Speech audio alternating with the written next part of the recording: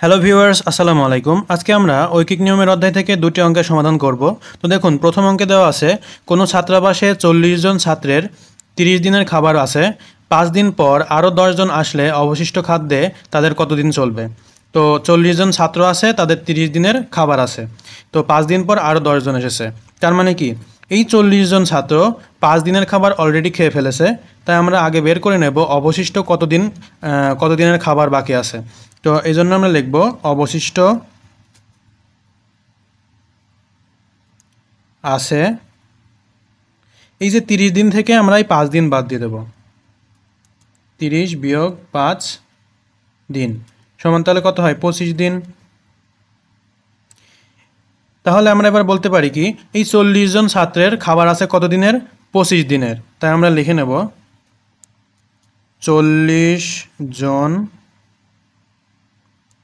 ছাত্রের খাবার আছে 25 দিনের।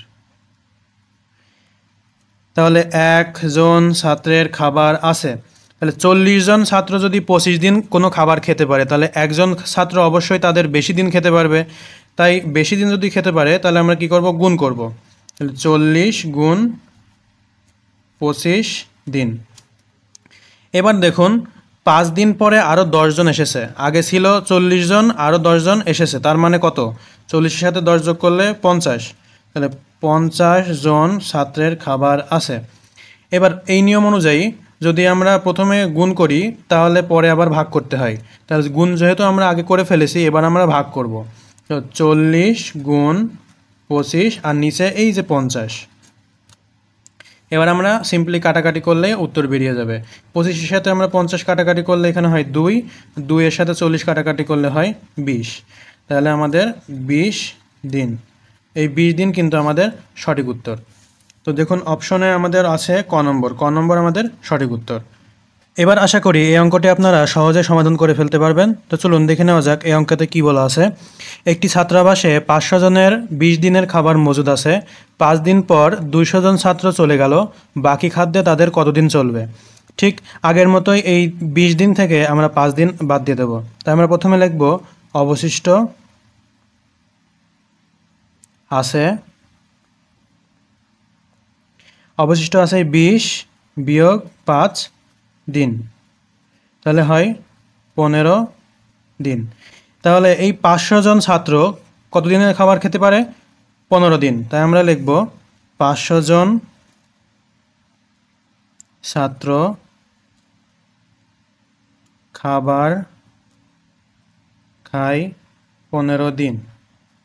তাহলে একজন ছাত্র খাবার খায়, 500 জন যদি 15 দিন খায়, তাহলে একজন তো আরও অনেক দিন খেতে পারবে।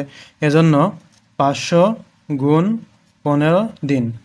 এরপরে 5 দিন পরে 200 জন ছাত্র এই 500 জনের মধ্যে থেকে চলে গিয়েছে। তার মানে কি, 500 থেকে 200 বাদ হবে। তার মানে কত হয়? 300। তাহলে হবে 300 জন ছাত্র খাবার খায়। এবার যেহেতু একবার গুণ হয়েছে, এবার আমরা করব ভাগ।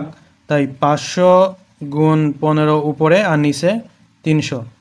এবার আমরা এই শূন্যগুলো কেটে দিলাম, আর এই 3-এর সাথে 15-র কাটাকাটি করলে এখানে হয় 5।